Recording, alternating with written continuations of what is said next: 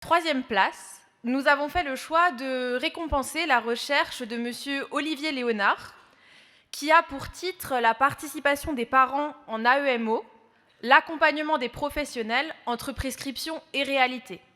Monsieur Léonard n'est pas parmi nous aujourd'hui, c'est pourquoi je vais vous présenter très brièvement en 2 mots sa recherche. Donc il s'agit d'une recherche qui interroge la participation des familles dans le cadre des mesures d'AEMO et qui explore finalement les tensions entre les professionnels et le public accompagné dans le cadre de l'aide contrainte. Concernant le deuxième prix, le corps l'a attribué à Madame Séverine Ternissien, donc pour son travail qui porte sur la conciliation entre vie privée et vie professionnelle des assistants familiaux dans le cadre du multi-employeur. Et Madame Ternissien est parmi nous aujourd'hui, donc déjà on peut l'applaudir.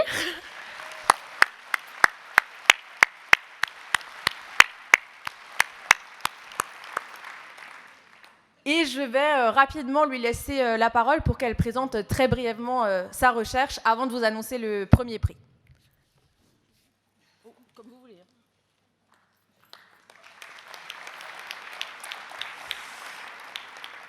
Je vous remercie à toutes et à tous. Je remercie particulièrement la commission de recherche et le CNAEMO.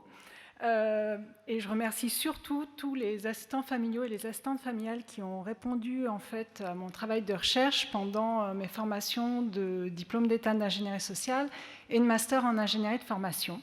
Voilà, donc je suis éducatrice spécialisée de formation initiale et j'ai exercé pendant 12 ans en protection de l'enfance, en placement familial particulièrement, et puis auparavant dans le secteur du handicap auprès d'enfants et d'adultes. Et je suis actuellement responsable de formation au centre de formation de Landésie à Paris, qui accompagne des cadres du secteur social dans leur parcours de formation. Voilà, donc je vous présente rapidement ma recherche parce que je crois qu'on est contraint en termes de temps. Donc moi, mes travaux se sont portés dans un premier temps sur une recherche exploratoire autour du pluri-employeur pour les assistants familiaux, qui interpellait beaucoup à la fois le secteur des équipes de direction, mais aussi des autres travailleurs sociaux. Et la première question en fait qui est venue à moi, qui m'a interrogée, c'est quand moi je suis rentrée en formation et que j'ai eu l'occasion aussi de travailler pour un autre employeur, donc j'avais 2 employeurs plus l'activité de formation, j'ai plutôt été félicitée de ce cumul en fait d'activités, alors que mes collègues assistantes familiales, je parlerai principalement au féminin parce que c'est beaucoup une histoire de femmes dans ce travail de recherche. Mes collègues assistantes familiales étaient très décriées quand elles se rapprochaient d'un autre employeur et se voyaient confier un enfant par un autre employeur dans le cadre du troisième agrément qui leur était confié. Voilà. Et ça m'a beaucoup interrogée puisque moi, je trouvais que ça pouvait être aussi une richesse d'expérience professionnelle et donc je me suis intéressée à cet aspect-là. Ce qui en est ressorti principalement de cette étude qualitative par le biais d'entretiens, c'est qu'en fait, au départ, elle n'imaginait pas travailler pour plusieurs employeurs et que cette bifurcation professionnelle s'est faite par des aléas. Alors, je reprends le terme aléa de Florence Osti dans ses travaux autour du désir de métier et qui explique aussi en fait comment l'aléa est production en fait parfois de sens, d'enrichissement professionnel. Et à la suite de ce travail-là, comme je continuais mon travail de recherche en Master 2 et que j'avais abordé cette question des aléas avec ce premier quorum d'assistants familiaux, la question qui s'est soulevée, puisque elles, ce qu'elles justifiaient au travers des aléas qu'elles avaient rencontrés, c'est aussi pour trouver un équilibre entre leur vie professionnelle et leur vie privée, pour un métier qui s'exerce 365 jours par an, 24 heures sur 24 à domicile, où elles sont souvent éloignées des services employeurs. Voilà, je trouvais que cet angle d'approche, en tout cas, était intéressant et me posait question, puisque comment elles étaient professionnelles au cœur de leur domicile et tout en étant loin, en fait, de leur service employeur. Donc, je suis allée rencontrer des assistantes familiales par le biais de la méthode de récit de vie. Donc, on s'est rencontrés à raison de 3 entretiens espacés environ d'1 mois, qui permettaient une réflexivité, et chaque entretien suivant se construisait à partir de l'entretien précédent, et ce qui laisse la possibilité aux personnes aussi de s'exprimer assez librement. Et ce qui est ressorti lors de ces entretiens, toujours la question de l'aléa. Et pour chacune des personnes interviewées, le même aléa cité lors du premier entretien est revenu comme une récurrence, une redondance, un écho, on peut l'appeler comme on veut, au fur et à mesure des autres entretiens, pour expliquer leur choix professionnel, puis ensuite aller plus précisément expliquer leur activité et développer en fait leur modalité d'action au quotidien, à leur domicile, avec leur famille et avec les équipes avec lesquelles elles travaillaient. Les conclusions, principalement, pour faire court, c'est une plainte de reconnaissance, comme le note Florence Hosty, mais pas de la reconnaissance comme on peut l'entendre et qui fait l'objet de l'actualité en protection de l'enfance, notamment pour les assistants familiaux, au niveau de leur salaire, puisqu'elles sont très décriées par rapport à leur salaire. On leur reproche souvent de gagner beaucoup, mais on ne s'interroge pas sur le nombre d'enfants qui leur sont confiés, voilà, et de qui en prend la responsabilité. Mais la plainte de reconnaissance venait surtout de la question de comment établir un lien de confiance avec les équipes qu'elles travaillaient, et toutes témoignaient aussi que quand elles avaient trouvé ce lien de confiance avec un professionnel, que ce soit un autre travailleur social, que ce soit un membre de la direction, cela leur permettait d'être reconnus, mais aussi de limiter la charge mentale de leur travail. Ce qui est beaucoup ressorti, et au travers d'expressions, alors j'avais tout un panel d'expressions qui marquaient le sentiment en fait de souffrance, comme on a pu le voir tout à l'heure, qui parlait à la fois au niveau du corps et aussi au niveau de l'esprit, au niveau psychologique. Et donc, par rapport à cette plainte de reconnaissance, sur les travaux en fait, que j'ai menés en parallèle d'études avec l'approche de la professionnalisation par Richard Witorski, ou les travaux aussi de Pascal Molinier autour de la production du vivre ou des théories du care, en ressortait en fait un besoin aussi de partager le risque qu'elles prenaient ou qu'elles ressentaient au quotidien dans l'accompagnement de ces enfants qui étaient en grande souffrance, dans l'accompagnement aussi des familles. Et en fait, elles en appelaient à une socialisation du risque avec les équipes avec lesquelles elles travaillaient et avec leurs équipes de direction. Donc, dans le cadre de mes travaux, notamment pour le diplôme d'ingénierie sociale, on attend de ce travail-là d'avoir des préconisations en termes d'accompagnement suite à nos résultats. Moi, mes préconisations sont principalement orientées autour de la formation et aussi autour de l'accompagnement des équipes de direction. Comment impliquer les assistantes familiales dans des espaces d'intéressement qui ne soient pas seulement des réunions. Toutes ne sont pas encore associées aux réunions d'équipe ou aux réunions de synthèse. Et surtout, elle propose aussi de participer à des instances décisionnaires en tant que travailleur social, puisqu'elles sont travailleurs sociales. Donc voilà, je pourrais encore continuer longtemps, mais je vais essayer de respecter le temps qui m'est imparti. Comme maintenant, on se retrouve tous sur les réseaux, vous me retrouvez si vous avez d'autres questions par rapport à ma recherche. Et je suis ravie d'être là aujourd'hui, puisque les questions de participation sont aussi au cœur de mon travail aujourd'hui. Voilà, merci beaucoup.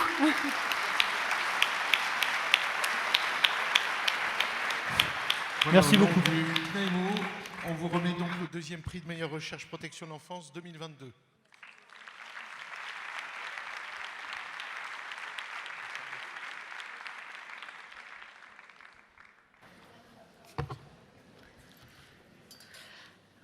Enfin, donc, concernant le premier prix de la meilleure recherche en protection de l'enfance 2022, le corps a décidé de l'attribuer à Madame Emmanuelle Toussaint pour sa recherche sur la participation et le besoin de sécurité des jeunes en protection de l'enfance.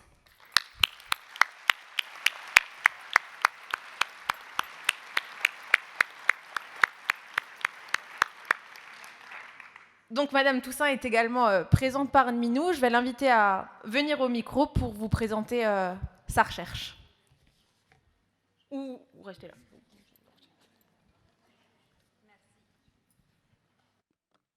Merci. Merci. Bonjour à tous. Merci au CNAEMO de m'avoir invité aujourd'hui et merci effectivement à la commission recherche de m'avoir fait l'honneur de me décerner ce prix pour cette recherche. Ce prix est vraiment important pour moi parce qu'en fait, cette recherche-là est particulièrement importante pour moi. Parmi l'ensemble des recherches que j'ai pu conduire au sein de mon labo de recherche, je vous avoue que celle-ci me tient particulièrement à cœur. Alors pourquoi est-ce que cette recherche me tient à cœur ? Pour deux raisons. D'une part parce qu'elle s'appuie exclusivement sur le discours des enfants. Et ça, pour moi, c'est vraiment particulièrement important. Et la deuxième raison, c'est parce qu'elle s'enracine dans une pratique de terrain et une question de terrain.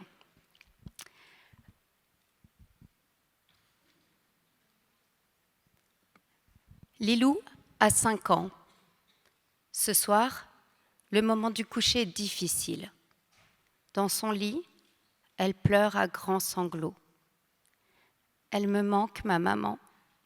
Je sais que j'ai déjà vu le juge, mais je veux le voir encore. Je veux lui dire la vérité vraie, que je ne veux pas rester ici. Je veux aller chez ma maman.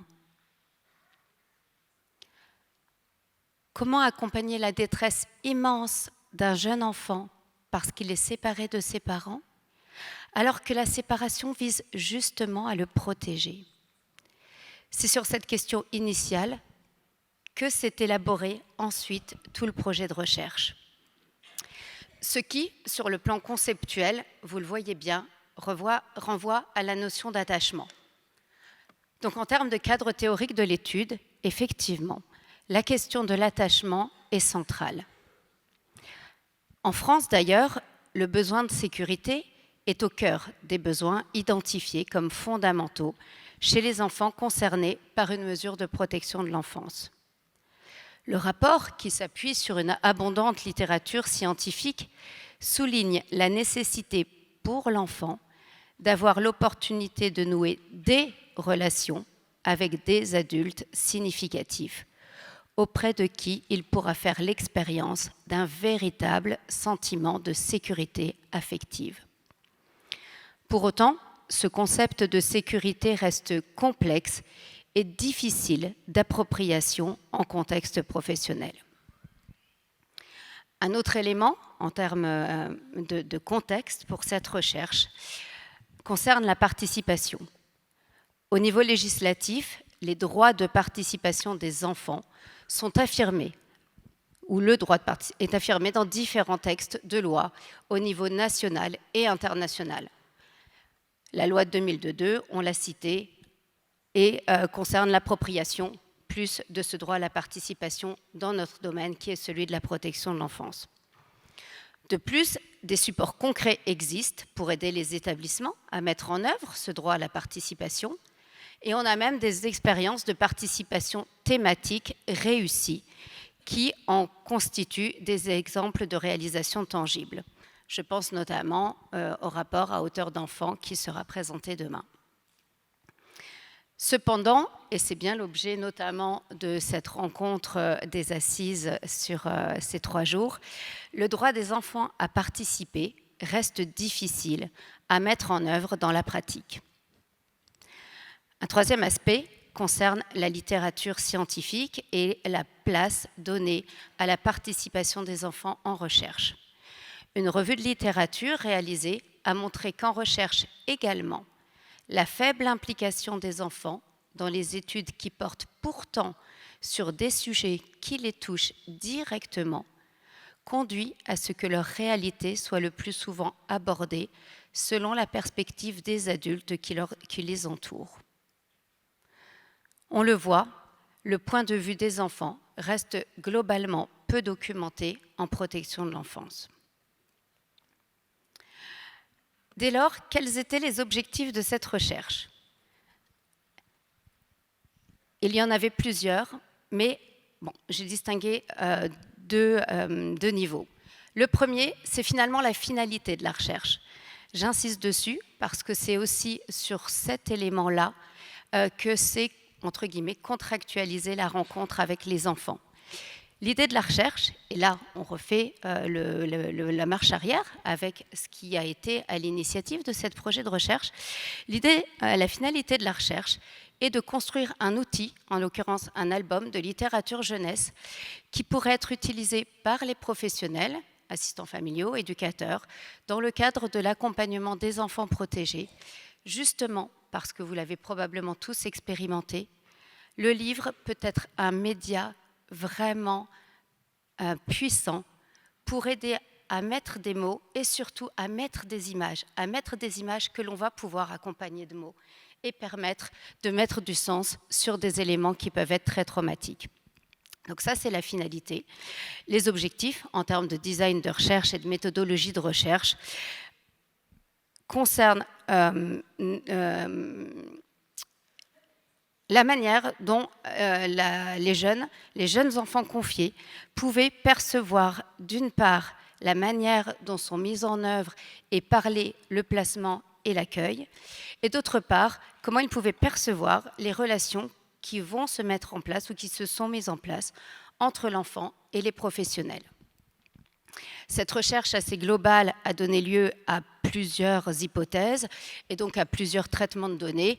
Une première focale a porté sur une analyse du vécu du placement à la lumière de la théorie de l'attachement. Vous pouvez retrouver les éléments d'analyse de cette recherche dans un article publié dans Psychiatrie de l'enfant. D'autres éléments d'analyse, et c'est ceux que je vais vous présenter aujourd'hui, concernent donc plus la sécurité affective et le bien-être des enfants en protection de l'enfance, mais surtout le point de vue des jeunes sur leur relation avec les professionnels. Je vais passer rapidement sur le design de recherche parce qu'à cette heure-là, vous devez être épuisés. Juste pour vous dire que cette recherche s'est donc basée en termes de méthodologie sur des entretiens semi-directifs qui ont été réalisés auprès d'enfants qui bénéficient d'une mesure de protection de l'enfance et qui sont accueillis soit en foyer de l'enfance, en MEX ou chez des assistants familiaux. Juste un petit point peut-être un peu technique sur lequel je souhaite insister, c'est la grille d'analyse. En fait, pour l'analyse des verbatims, je me suis appuyée sur la grille de codage de l'AMI, l'Attachment Multiple Model Interview, qui est un outil de recherche, mais pas que. Pourquoi ? Et j'insiste là-dessus parce que vous verrez, pour vous qui vous intéressez à la question de l'attachement, ça me semble plutôt précieux. Pourquoi cet outil ? Parce qu'il permet l'évaluation de l'attachement d'une personne comme étant plus ou moins sécure. Ça, c'est déjà un élément important. Et ce, de manière différenciée selon la personne avec qui elle est. Et donc là, c'est pour ça que j'insiste là-dessus, parce que vous voyez bien, sur le plan théorique, on est bien dans cette question de la multiplicité des figures d'attachement, et aussi, ça introduit ce qui fait consensus à l'heure actuelle en recherche, ou en tout cas en recherche dans l'attachement, qui est une conception dimensionnelle. C'est-à-dire que peut-être qu'à un moment, avec les premiers travaux de Bowlby, on avait une conception qui était très catégorielle. Où l'enfant évalué était très sécure, insécure avec sa mère, puisque les designs de recherche portaient principalement sur la figure maternelle. Les conceptions actuelles amènent à avoir une vision beaucoup plus souple de ce qui est à l'œuvre en termes d'attachement. Maintenant,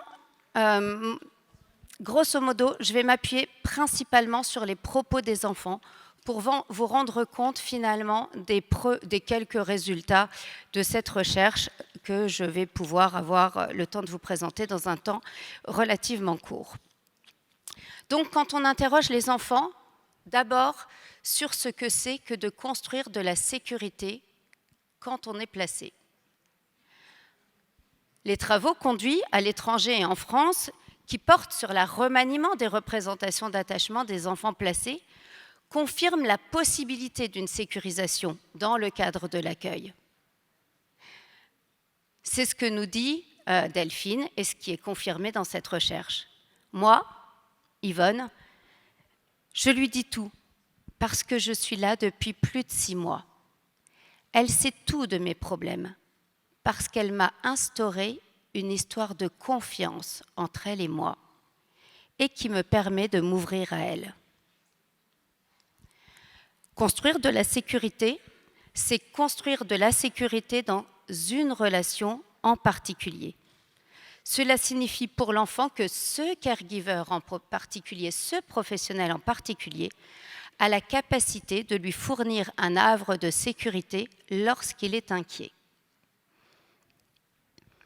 La recherche montre que cette sécurisation, dans le cadre de relations particulières, est possible aussi au sein d'un collectif. C'est ce dont témoigne Sandy, qui nous dit « On a l'impression qu'ils, les éducateurs, font vraiment attention à nous. Déjà que c'est difficile pour nous, je ne sais pas, ils nous voient et ils nous aident beaucoup. Des fois, ils peuvent se mettre en danger ou même se faire insulter ou avoir des accidents de travail en voulant écarter un jeune d'un autre. Et même si des fois ça peut se passer mal, ils ne vont pas nous en vouloir.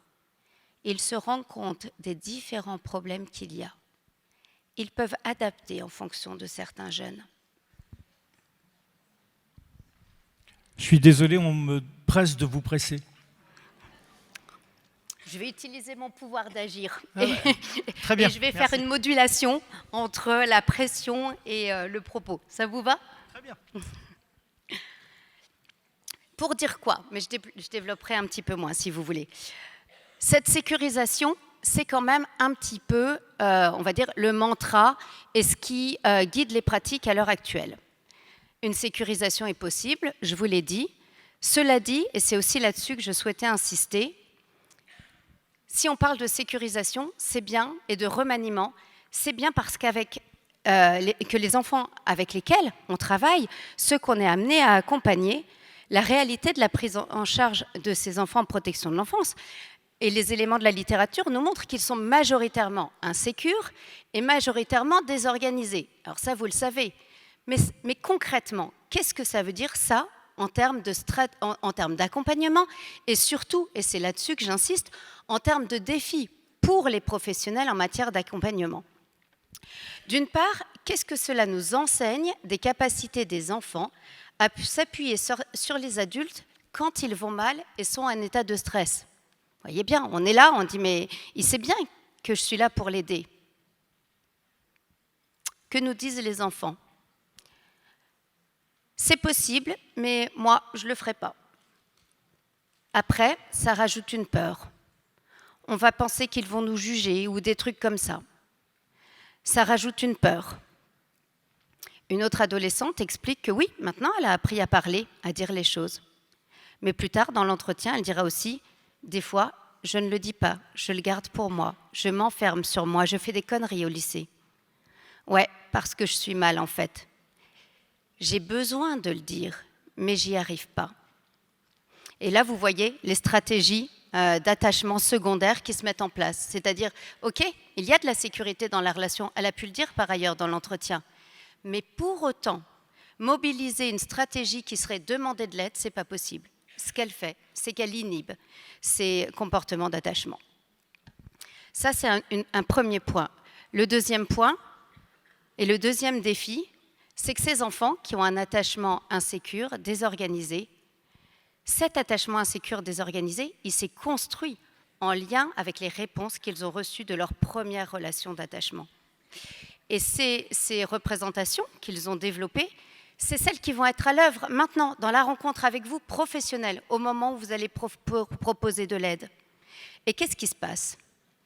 En fait, pour ces enfants, nouer une relation de proximité représente un danger, une situation insoluble de peur sans solution. C'est-à-dire, et on l'a vu, lorsque leur système d'attachement est activé, je vais mal, nous disait cette jeune fille, les nouveaux adultes qui proposent leur aide sont ceux qui suscitent de la terreur à l'idée qu'ils pourraient être tout aussi imprévisibles et potentiellement aussi dangereux que leur première figure d'attachement. Du coup, qu'est-ce que ça donne en termes d'aller solliciter de l'aide, trouver de l'aide qui va permettre de la sécurisation? Ce que nous dit Cali, c'est angoissant. En fait, j'avais peur. Peur que je revive la scène, parce que j'avais peur que quelqu'un entre dans ma chambre et qu'il me tape. C'est dur, j'ai mis plusieurs mois à m'en remettre.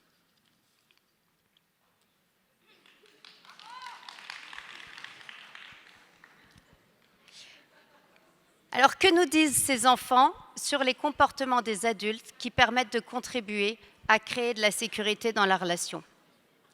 En fait, les jeunes nous éclairent sur les postures professionnelles, les vôtres, les miennes, qu'ils perçoivent comme plus réconfortantes et donc à même de leur apporter du soutien émotionnel dans les situations de détresse. Et ce sur quoi les jeunes insistent, c'est particulièrement sur l'importance pour eux de se sentir écoutés. Vous allez me dire, bah oui, c'est évident. Écoutés, mais au-delà, et c'est là que vous allez voir que c'est moins évident, au-delà, ils attendent de nous, les professionnels, qu'on réagisse à leurs récits et confidences. Qu'est-ce que ça veut dire? Ça, c'est le conseil de Jessica. Les éducatrices, elles ont juste à montrer leurs émotions. Ce serait bien qu'ils nous montrent de la peine, de la colère envers les personnes qui nous ont fait du mal. En fait, ça nous permet aussi de dire que oui, on a eu une vie, une enfance très dure, parce qu'on a aussi du mal à accepter qu'on ait eu une enfance dure, qu'on s'est fait maltraiter, qu'on a eu des abus ou des mots violents. Et du coup, en fait, le fait qu'ils nous disent « oui, tu as eu une enfance très dure » ou « tu méritais pas ça », pour nous, ils nous donnent une affirmation de notre question. Du coup, nous, ça nous aide. Les autres comportements attendus du professionnel se situent du côté de la présence, mais pas uniquement une fonction, celle de référent, mais effectivement la capacité d'être là malgré les nombreuses autres tâches qui nous incombent. Et ça, les jeunes insistent vraiment là-dessus. Les éducateurs de l'ASE, qu'on ne voit pas très souvent, on ne les connaît pas. Et on a du mal à leur parler. Sandy nous dit, ils sont trop à l'extérieur, limite, ils ignorent tout ce qui se passe. Ils savent rien en fait. Ils ont trop de travail apparemment.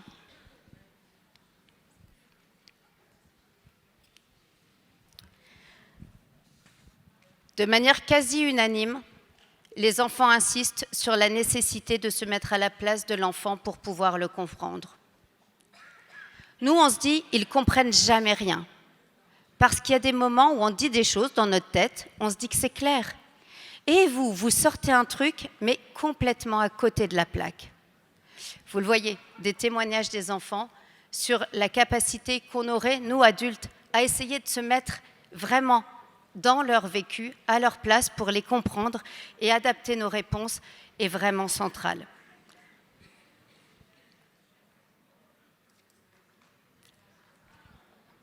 Pour conclure, puisqu'on somme de conclure, quelles implications au regard des éléments qui viennent d'être évoqués?